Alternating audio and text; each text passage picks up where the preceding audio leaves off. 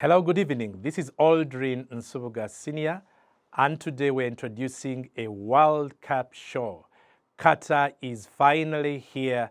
We've waited for 4 years, and the 4 years are finally over. And for the next 30 days or so at UBC, at this time, we will be bringing you everything that's happening in Qatar, the games, what we expect to see, what we saw, what we think about the ongoings on and off the pitch, trying to relive the World Cup in your living room so that each of us can be a part of the wider picture of Qatar 2022. And this being the first show, I'm happy to introduce my panel. With me, David Isavirie and, of course, Ruben Liombo, experienced veteran football journalists, commentators, they are analysts. They've seen it all, they know it all. They report it every day, they talk about it every day, and they've seen it all on and off the pitch. We will talk about what's happening there and where we are at the moment. So straight away, Ruben, welcome to the show.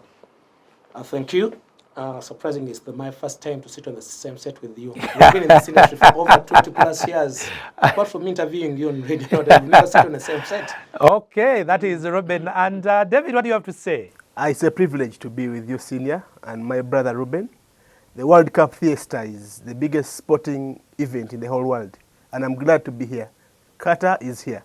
Qatar is here. Straight away, we get into this thing. Now, there is a lot of talk that has been going on, and you wonder whether the world is excited or the world is complaining. But I'll start with Qatar itself. We all know how they want it, but I'm not happy. But a few days before it starts, nations protesting, fans not happy, home fans not happy. The players have their own things to say. What is the problem? Are we excited or there is a problem with Qatar? I think it's a World Cup of mixed fortunes. From the word go, you remember in 2010 when they awarded Russia 2018 and Qatar 2022, there were a lot of controversies. People went into investigations.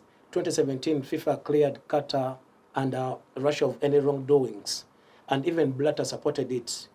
Right now, Blatter, like a week ago, he said it was a mistake to award Qatar the World Cup. So everybody is confused. You're the same person who awarded Qatar the World Cup, and then you're saying it was a mistake.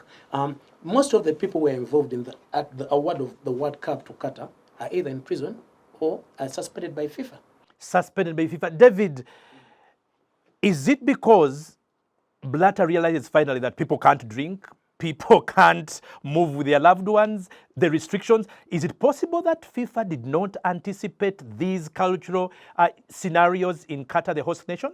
Of course, as Sepp Blatter is aging, the revelations made by him a few weeks ago indicate he wants to relieve of the pain he had carried long ago.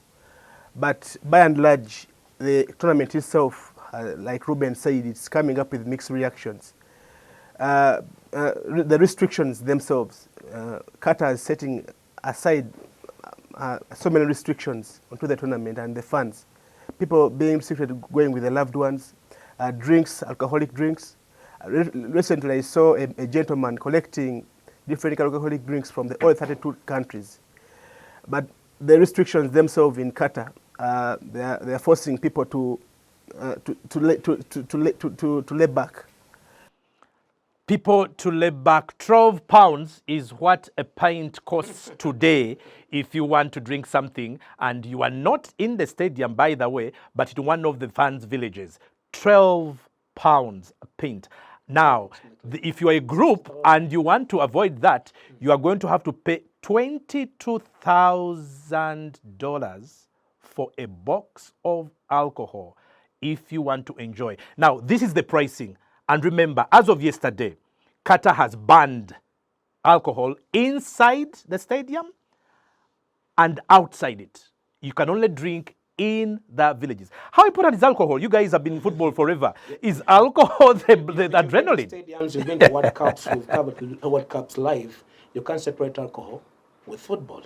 It's like a catalyst. They first get pints and get checked up, and then go and make a lot of noise you didn't expect. But it's turning out to be the most expensive World Cup ever. If you can buy a pint at 12 pounds, that's approximately 60,000 Ugandan shillings, a bottle of beer. So you can't separate them, but you also have to look at their beliefs. as Muslims, Qatar is a Muslim world. They have other beliefs concerning alcohol. Same applies to same sex. Same applies to human rights. The way they treat other things are not as the Europeans or the West treats them. And you always get this noise. Qatar may not be the baddest country per se, but the Europe, the Western world feels cheated. They should not be going to Qatar. Like it was coming to Africa 2010. You had a lot of negativity. They didn't expect that Africa would host the World Cup. But on the other hand, like these countries, Qatar, Russia, they use it as sports washing. They call it sports washing, like it creates an image that takes away the bad image people had about you. Remember when Russia was going to host the World Cup 2018, it had invaded Crimea.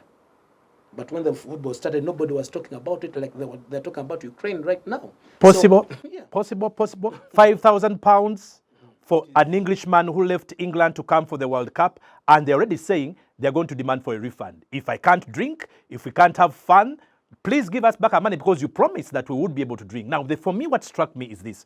Budweiser, one of the official World Cup sponsors, which is an alcoholic making company, what happens? You signed with FIFA, you are an official partner, you are supposed to be in our face, you were told you are going to be able to sell, and you're the only one going to sell inside the stadium. 2 days before, the same nation comes and says, oh, sorry, we were not going to sell that alcohol. FIFA rights, the hosts have their own national, well, exactly. Where does that leave Budweiser? But the way, I mean, FIFA would be losing a partner or would be disappointing a partner. But for a country like Qatar, they're very wealthy. They can refund that money to Budweiser. Refund money to Budweiser. If you were Budweiser, what do you do? It is a win-win situation for FIFA and the company, Budweiser. I, for one, I believe it is reflecting back in a grayish area for FIFA itself because already there are contracts which were signed and they are impacting negativity towards the tournament itself and the respect of contracts. So I believe Budweiser should seek legal address. Legal address. Okay, we can't talk about the bad things only. There are good things, for instance, the technology, the amount of money that has been sunk, the stadiums that have been built.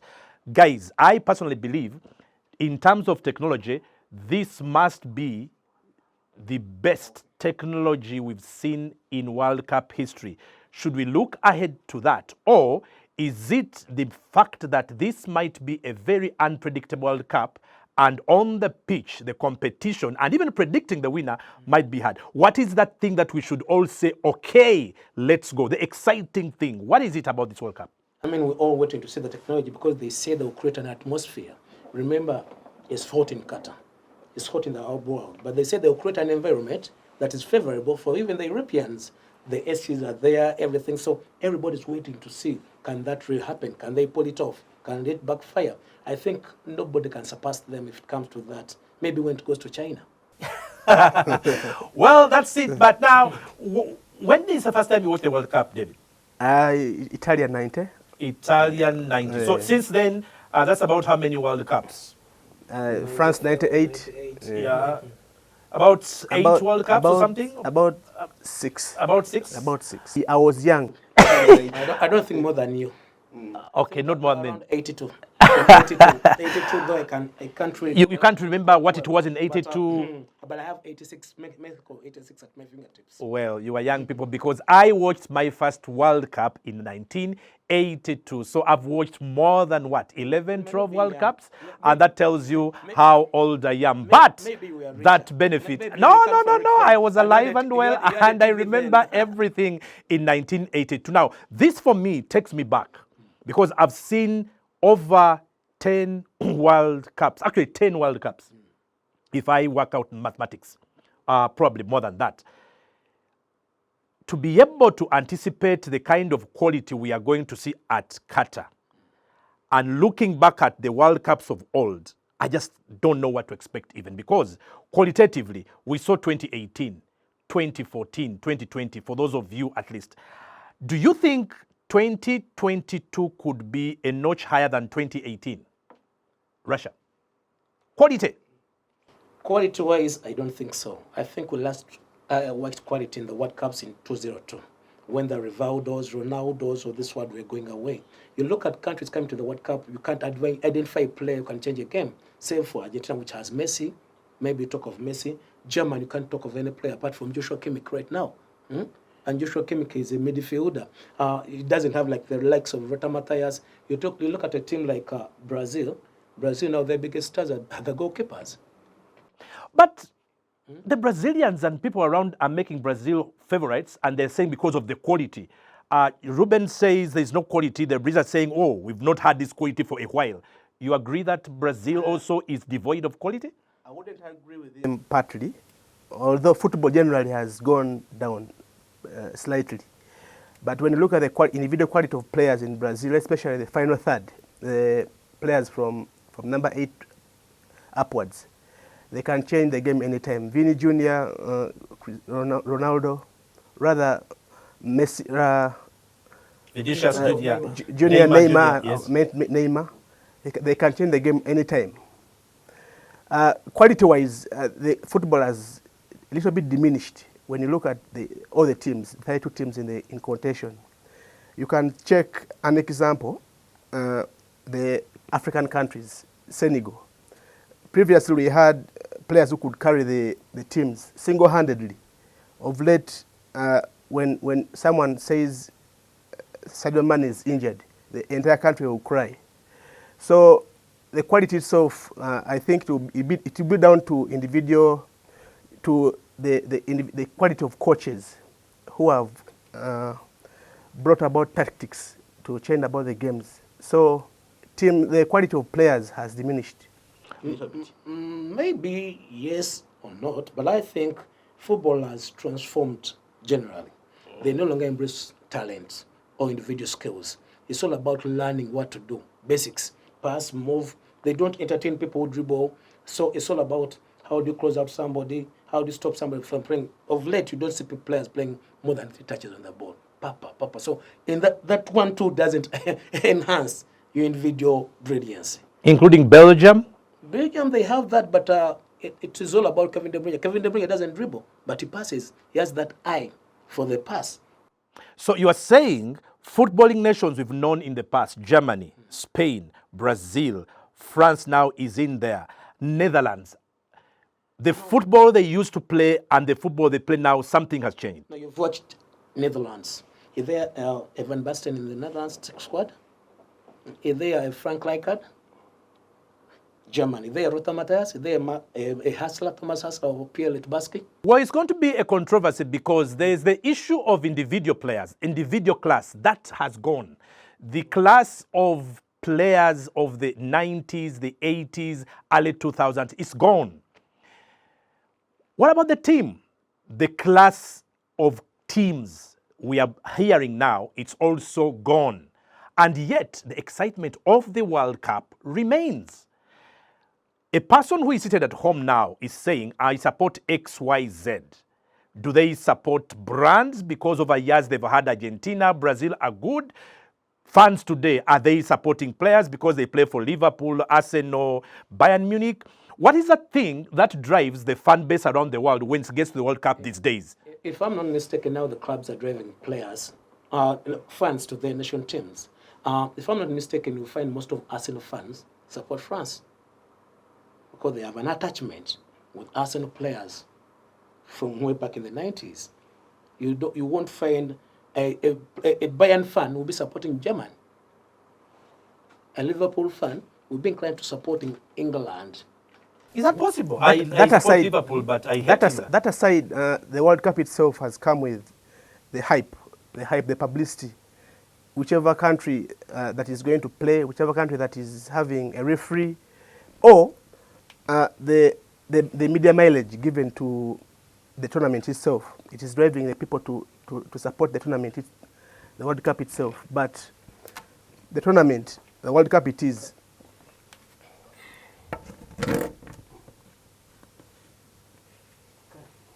The FIFA World Cup is one tournament that has its own magnet, that has its own visibility and the power to lure as so many people as possible to follow the players and the teams.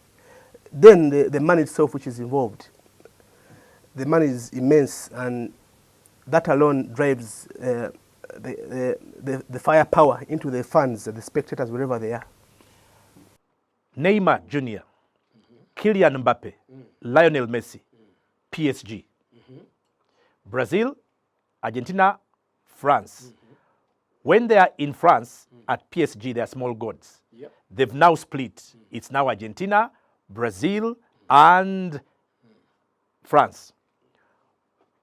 If one of those wins the World Cup, at PSG, it's a big story. But better than that, finally one of those is going to be elevated and put at some level. For instance, Messi wins it, then finally we can all agree probably the greatest player of all time.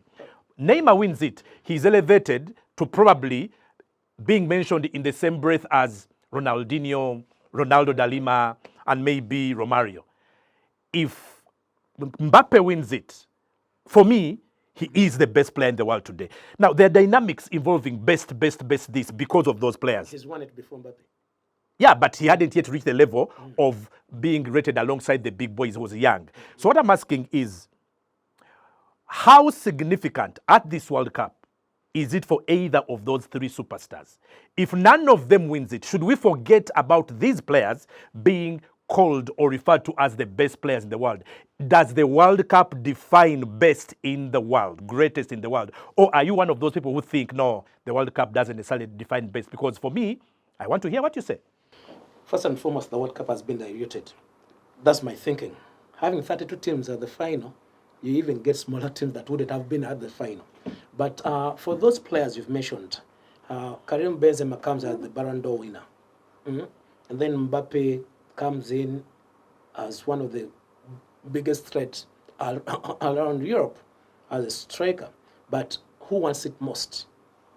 Of the three players you've mentioned, I think Messi wants it most. Messi wants it most? I think Look at this. Neymar. Messi wants it most for reason being that people would say, my generation and your generation, we still believe Diego Maradona is still the best. And why we are saying that Maradona is still the best, we say Maradona single-handedly won the trophy for Argentina. The people around him were mediocre compared to Messi, the one Messi plays with. The only cup missing for Messi right now is the World Cup. And this might be his last World Cup. Neymar needs it more. it will be a close contest between Neymar and Messi, because the two players have really proved to the world they are good players, but without the World Cup, no one can count you sincerely. That's interesting, because for me, I disagree with so many people who claim Neymar is not in the class of Ronaldinho and whatever. And the only thing they're using is because he hasn't won the World Cup. I think, What has he achieved I think as a player? that for me drives me to say, what then is the difference between Neymar and Messi? Because the only reason for me personally, for example, I don't agree that Messi is the GOAT. If you don't win the World Cup, you can't be the GOAT. The reason Neymar is not rated for Brazil What if he wins it? is because he hasn't won the World Cup. So we get back to that. What makes a player the greatest, if it may? Is it the World Cup? Is it what they've won in their careers? The playmaking instincts, the power to carry the team on and off the pitch. Of course, the greatest thing of all, scoring those goals and assisting. What makes the greatest? You've talked about, you support Liverpool. There's been this talk, Roberto Firmino is one of the most intelligent players in Liverpool. He makes things happen for Liverpool. He's a number 9, but he doesn't score goals. So you credit with what you do. As a leader, if you cannot win any trophy, the biggest trophy for your nation, you're not counted. The controversy will remain and it will continue because Messi hasn't won. Neymar hasn't won it. But there's one player who also hasn't won this, and this is Cristiano Ronaldo, who has decided this time he will carry the scandals and the controversies to the World Cup. Cristiano Ronaldo wants to be the greatest of all time, to be called. He chooses his last World Cup, his 5th of his career. He ignites a scandal, and this can only work against him. What is the logic? I, for one, I think the timing for Cristiano Ronaldo to reveal the scandals at Manchester United was bad. It was ill-timed. Cristiano Ronaldo would have waited until the World Cup has possibly ended to possibly mention what is happening. He's carrying a burden of expectations and weight to the Portuguese team. Portugal has never won the World Cup, one of the greatest never to have won the Cup. Does this help Portugal? There's this thing that Cristiano Ronaldo thrives a lot under pressure. Maybe he put himself under pressure to push him to get a push towards winning the trophy for Portugal. But even if you look at Cristiano Ronaldo, leave alone the interview, his form has gone down. If we consider the games he's played for United, the last 5-10 games before the World Cup, his form has been totally down. Can he lift the Portuguese side? I don't think so. For me, I am one of those people who think that if we do not have Messi, Cristiano Ronaldo, Neymar winning the World Cup, I will continue refusing to accept that they measure alongside the greatest we've known in the past. That is Pele, Diego Maradona, Zinedine Zidane. For me, if you don't do it at the World Cup, and remember, it is the 5th time that Messi is playing at the World Cup. It is the 5th time that Ronaldo is playing at the World Cup. Pele played in 4 World Cups. Maradona played in 4 World Cups. They won it. It is going to be hard for me, and I want to sell the idea, for anyone to convince me that a greatness of Messi and Ronaldo playing 5 tournaments, you don't win the World Cup, and you continue talking about GOATs. Anyway, that debate will never end. But it's for you guys who are waiting to enjoy this in terms of the tournament. We talk about Netherlands, Belgium, Portugal, never won the World Cup. They've always been there. Spain surprised us when they met Netherlands in 2010. They eventually won it. Do you think Portugal, Netherlands, and Belgium finally will find a way? Either they meet themselves in the final or the semi-final, and one of them, for the first time, goes ahead to win it. The 3 we've talked about, I think Belgium are the most likely to win it. If you look at them, at the World Cup, they're one of the oldest teams. Their average age is in between 27, 28. And they come with a lot of experience. That might work for you or might work against you. They've been at bigger stages. Most of them play for Madrid, Barcelona, Liverpool. They've been at the Champions League finals, Euro semi-finals, everything. So they've been at the big stage for quite some time. And they've been together for quite a long time. Unlike the Netherlands, that are still gathering, people are in and out of the team. So last time they were beaten at the semi-finals, Belgium, 2018. So you don't win it the first time. You have to be closer and closer to winning it and then win it. Who is likely among those 3 to attempt to win it for the first time? Still, I think they'll be near men. I don't think they'll be very close because we still have Argentina in contention. We still have Germany and Brazil in contention. France is there, the defending champions. The trio, Netherlands, Belgium, and Portugal, they have been near men. And I think this time around, still in the World Cup, they will be near men. They will not get close. And don't forget, the World Cup will be on UBC. Believe me, tomorrow's game between Qatar and Ecuador at 7 o'clock will be on UBC channel 201 and channel 447 on Star Times, the platform which is going to give you the games for free on UBC. Now, Germany and Spain, strangely, no one is talking about them as among the favorites for Qatar 2022. I can't believe this. Spain, 10 years ago, you never talk about a World Cup and you don't mention German and Spain among the favorites. I think both teams are in a rebuilding process. If you look at the German that won 2014 in Brazil, that humiliated the biggest country, football nation, the entire team is almost not there. You look at Manuel Neuer, maybe he's one of the remaining people, Thomas Muller. They're just building. I told you one of their key players right now is Joshua Kimmich, not even forwards. You'd come to a tournament where we'd be talking about German forwards or a German defender. You talk of a goalkeeper, Manuel Neuer, and Joshua Kimmich. You go to Spain, they're also building a team. The team that last played in 2018, that stopped at the round of 16, it has like 3 players who are there. Sergio Busquets, who's in his late 30s.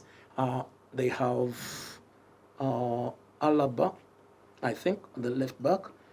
These youngsters, the Brazilian, the Barcelona youngsters, what's his name? Gavi, 18-year-old. Ansu, 20. You look at a person who doesn't play regularly for Real Madrid, Sergio Asensio, 26. You look at Koke, who's scoring shots in the midfield at Atletico Madrid is not having the best of games. So when they won the World Cup, the 2008, it was their golden team. They won the European Cup, they won the World Cup, and they won the European Cup back to back.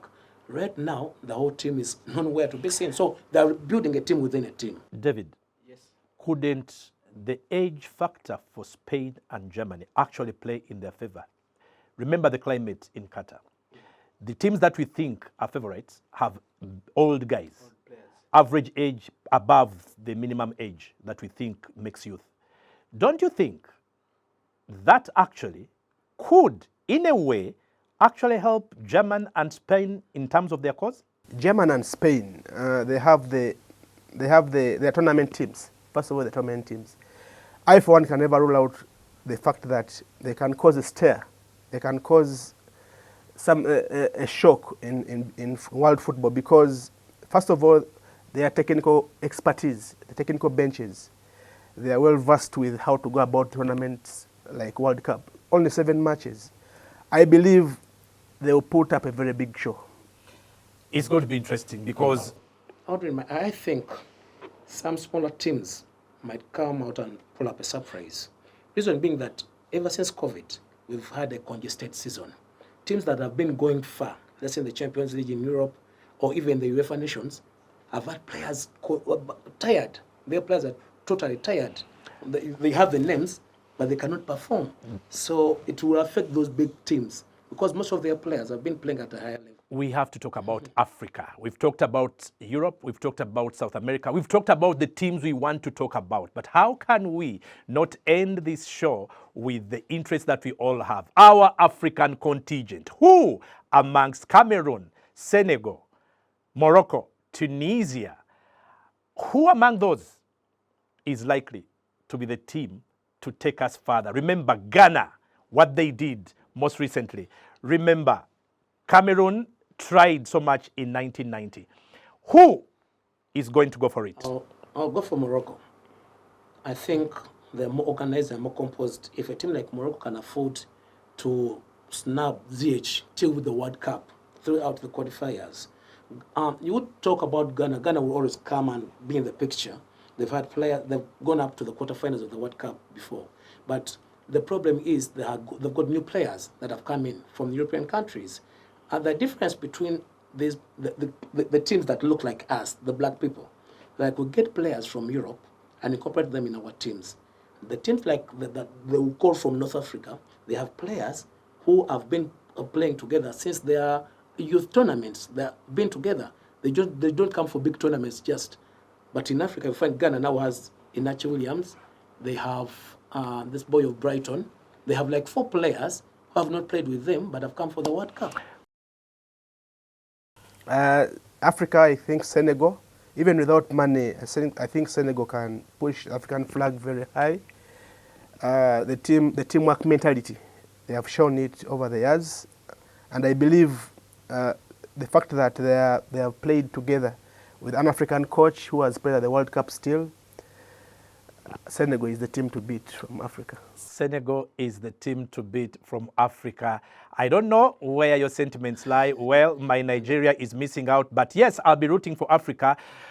Do you think it's Senegal without money? Someone says it's Morocco. The other says it's Senegal. Some other people, and I think more people think that as long as Cameroon is in there, they'll always believe that Cameroon is the one with the best chance. We do not have an idea what's going to happen. And for the first time ever in the World Cup, Africa, all the 5 African representatives are being coached by African coaches. All the African teams are being coached by African coaches. A great innovation this time, but one which probably they are finally convinced that we are ready to guide our own to the World Cup. It doesn't matter where you are. It doesn't matter what your team is. Uganda Broadcasting Corporation, UBC, will be bringing you 28 games of the World Cup and on channel 201 and channel 447 on the Star Times platform for free. But remember, 7 o'clock tomorrow, it's Qatar versus Ecuador. The games will be coming your way, and this show will be coming your way every day